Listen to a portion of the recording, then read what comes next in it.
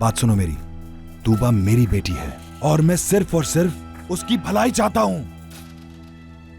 तुम बेशक उसके बाप हो, लेकिन इसका हरगिज ये मतलब नहीं कि तुम उसकी लाइफ को कंट्रोल कर सको। जाहिर है कि बच्चे वही करेंगे जो वो देखते आ रहे हैं, यानी कि तुम्हारी हरकतें। उन्हीं हरकतों को देखते हुए उसने शादी के लिए उसको चुना जो तुम्हारी महबूबा का भाई है।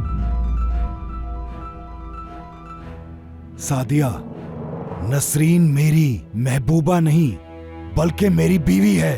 तुमने अपनी बात कह दी, लेकिन मैं तूबा की शादी उससे नहीं होने दूंगा, चाहे तुम कुछ भी कर लो, समझी?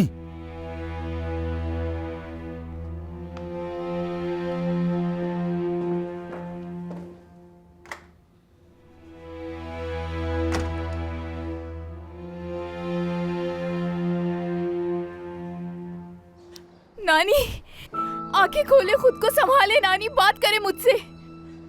सुल्ताना साहिबा, कुछ तो बोले प्लीज। क्या तुम्हें पता नहीं है कौन सी मेडिसिन खाती है? सुल्ताना साहिबा ठीक है ना? मामू, मामू देखे, नानी बेहोश हो गई है।